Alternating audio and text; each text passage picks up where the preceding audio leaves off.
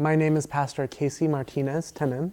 I am the pastor of Loomis Basin Congregational Church, United Church of Christ in Loomis, and I have served in this community for almost 10 years. And so that is what I do. I'm also the founder of The Landing Spot, which is a support group for LGBT teens and their adult caregivers here in the community.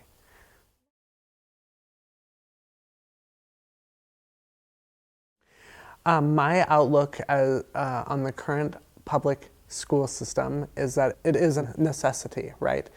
For many of us, school is so important. For all of us, really, school is important. But there are some of us who, without access to free education and free meals, we may not have made it very far, right? And so I think that education, I think schools are the cornerstone of our society. Educating young people and helping them to think for themselves and to learn and to be critical thinkers and also community members, all of that happens in the school, right? It's not just about like filling their heads with knowledge, but it's empowering young people to learn what makes their heart beat, their passions. It teaches them how to be inquisitive and wonder about things that maybe they wouldn't have thought of before. And there's also that other piece that is, for a lot of families in our community, some of the best meals these young people get are at school, right? That's why we added breakfast. That's why we have lunch. I think now some schools even offer like an evening or late afternoon meal, even if it's a snack, because they recognize that kids are not getting nutrition at home. And so I think that schools play a central piece in the life of a young person.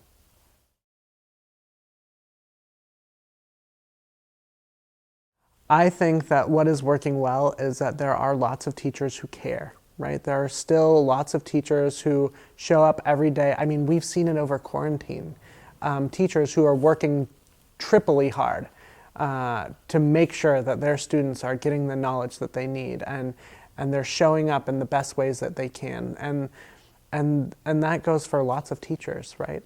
I think that our public school system is working harder to find more ways to get students younger and younger into a space that is safe and will provide not just education, but as I've been talking about, at least an on-site nurse and food. I mean, these are all really important things that I think our schools are doing better than they've maybe ever done before, and are as important as they've ever been. Yeah, I think it's important for us to acknowledge that, teachers are doing the best they can, and we also have to acknowledge that they are limited, right? I mean, if there is anything that we can start with, how we can be critical of systems that force our teachers to have to pay out of their pockets for materials for our kids. We need to be critical of a system that spends more time investing in buildings and not students. The teachers' hands are tied in a lot of ways, and we have to, I think, begin to wonder about what education looks like into the future. If there's a variety of ways where our students are learning better, and equipping our teachers who obviously want to be there because they love their job and they love young people. How do we pair teachers with students and meet those needs, right? Why are we spending so much time filling classrooms with 40 students or whatever? That's setting a teacher up to fail. And so we need to do a better job of investing in the teachers who have invested their lives in wanting to invest in our students. That is the only way forward, I think.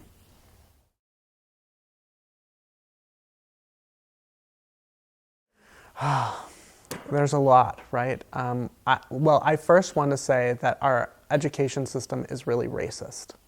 And I think it's important for us to acknowledge the racism that happens in our education system, not just in what students are taught, but also in the way we do education. You sit in your rows, you look at the front of the room, and these are all perpetuated by a system of whiteness that I think infects a lot of our nation, actually.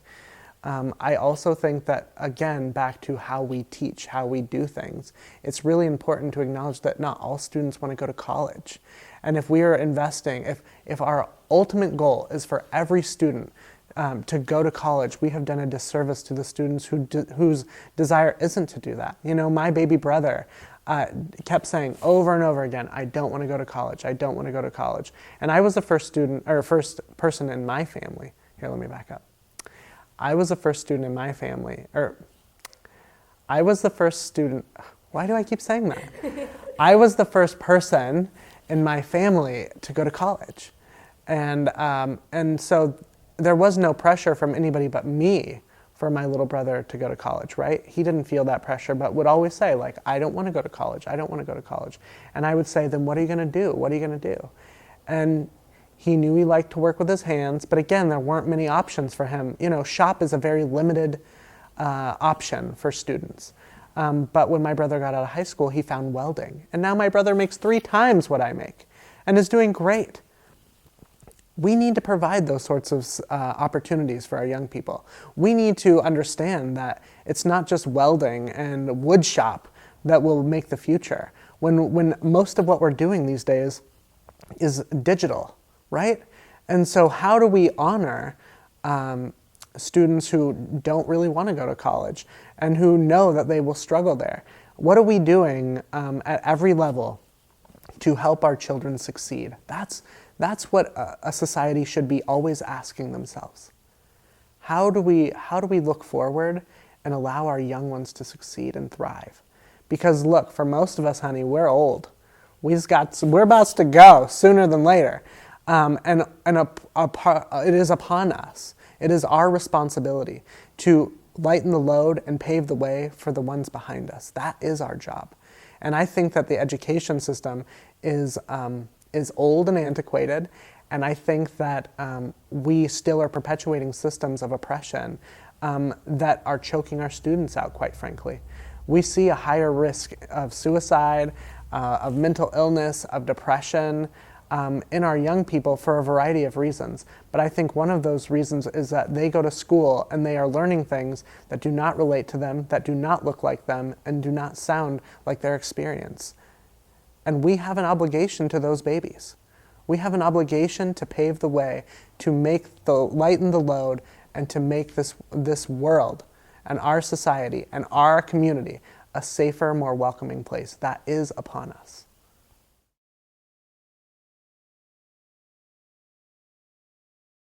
I think it goes back to what I was saying earlier about looking and sounding like you. You know, as the founder of the Landing Spot, I have to often, monthly, hear a student come to me and talk about teachers misgendering them or misnaming them, invalidating their feelings and experiences.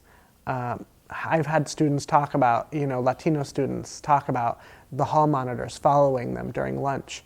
They weren't doing anything wrong, but just because they knew they were Latino, they knew that they were being followed.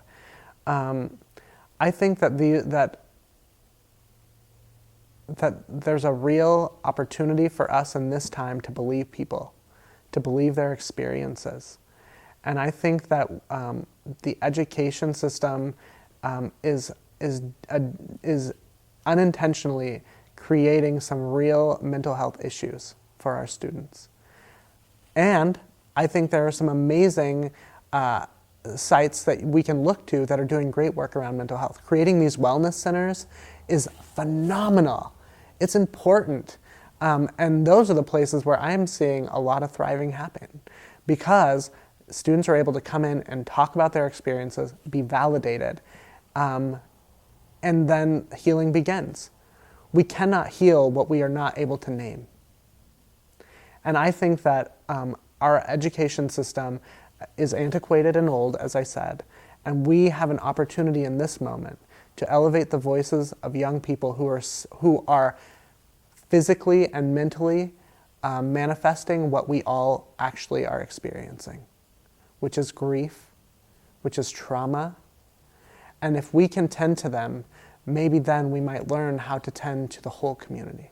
I would tell any school that has a hesitancy to create a wellness center, how many more young people are you willing to sacrifice for that to happen? That's what I would say. How many more students do we have to lose? How many more students are you willing to allowed to go to homeschooling or whatever. Because the truth is that these wellness centers are saving lives. And I know that firsthand as someone who is serving a population of young people in our community that struggle severely with mental illness. It is those wellness centers where they are named and noticed. It is the wellness center where they are being affirmed in their gender identity. It is the wellness center that's they have snacks all the time to eat if they didn't have breakfast. It is the wellness center who is holding the space for young people who home is not a safe place. Teachers, to expect teachers to be the psychotherapists, the counselor, name it, the nurse, all of it, is ridiculous. It is unfair and it is unjust to our teachers. And so I think it is upon any institution or any school to create a wellness center so that teachers might do what teachers are able to do, and the wellness center can handle what young people are actually longing for, which is that space to decompress whatever's happening at home so that they might be able to learn better. Like, we know Maslow's hierarchy of needs. We know that there are basic things that a young person, that any person, but for the sake of this conversation, there are things, basic needs that young people need before they can learn anything. And if we cannot meet those bare minimum needs, if we are not able to speak to those things, we are setting our young people up for failure. And I think that a wellness center provides a space. It is not the end-all be-all, but it is a step forward in that path that I'm talking about to allow the wholeness of our community.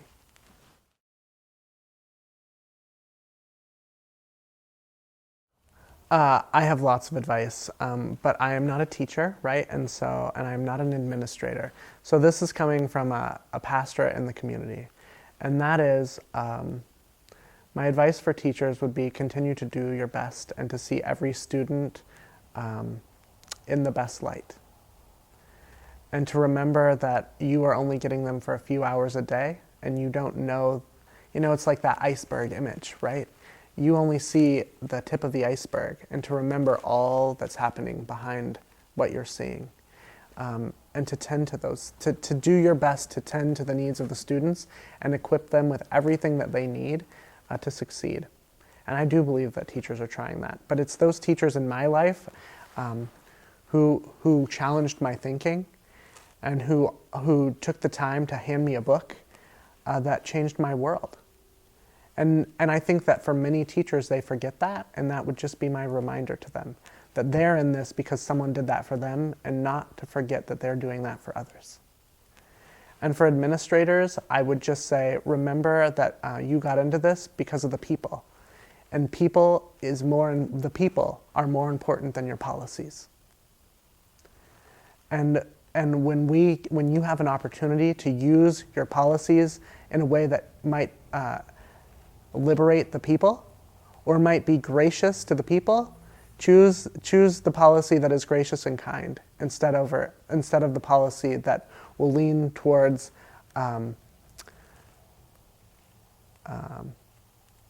what is the word? That would lean towards some sort of penal response, right? Because people are more important than policy or procedure. Yeah, I would have a very different response for decision makers, board members, and that is that you have been elected to serve all the people, not your constituents. And in the last few years, there have been major, long, dragged-out conversations about things like history, where the voices of a few have sought to impact the voices of many. And the voices of many are actually in the minority in this community. And I think it's super, super important that we begin to acknowledge that the world is changing, that we as a country, as a community, we are evolving. And so if the decision from board members is to side with a more narrow or conservative view of the world, if they think that that's going to last them long term, it is not. And really, the only people it benefits is that small minority, and who it hurts is the larger majority of students who, if they are in these minority groups, whether that be students of color or queer, they see these responses as harmful to their being. B, what it also does is it allows for those students who may not be in those minority groups to begin to believe that all we have to do is show up, get loud, and that means that those voices are then silenced. We are not teaching our young people how to be sturdy in the midst of difference. And our elected officials are modeling for us bad behavior. And so it is upon us, especially our elected officials, to show up like adults and model for young people what it means to hear different opinions and to do the right thing for the sake of not necessarily the majority, but for the sake of history. Because that's who we have to answer to in the long run. I'm in a leadership group with a cohort of people, and one of the members of our leadership cohort is an African-American woman who just got her PhD in education. And we were having a conversation about what needs to be fixed. And she said, or what is salvageable, she said. Or the question was, what is salvageable about the education system? And you know what she said? Nothing. We just need to start from the ground up. She said, we need to blow it up and start from the ground up. And there were some really uncomfortable white administrators in the space, you know, who were like, but she didn't flinch, honey. She wasn't afraid. And I think that is, that is my, if there's a sorrow for not just our education system, but for our country, is that we have forgotten the importance of imagination. We don't believe that there are more than one there is more than one possibility or outcome for any decision. It's either left or right, or you know, it's either whatever. It's bipartisan, and it is black and white. And I really, really think that we are failing ourselves if we believe that the system in which we have been handed is a system worth sustaining. If you just look at the world, we don't even look like the society. I think there's a bigger gap, honestly, a huger gap, a major gap in terms of education and life experience from myself to the current students now. Let's say I'm 30 something, and students in high school, they know more than I ever knew. I relate more to my 50-year-old dad than I do these young people because of how much more access they have to education. And I'm not talking about school. I'm talking about you can Google anything, honey. And so we're not asking the right questions about what it means to educate our students. We're not. And we are locking them into a very antiquated way of being and understanding and learning that is going to, I believe, be a major hindrance to our future as a country. There are nations that have invested so much more in their education system and focus so much more on creating a brighter, more equitable future for students so that they can flourish in science and math in a way that we have not. And we will pay for. And so it does need to be blown up. We do have to begin to reimagine. And if we can't do that, it is our burden to carry. That's some doom and gloom, honey. Sorry. No, that's perfect. People. So, Thank you. yeah.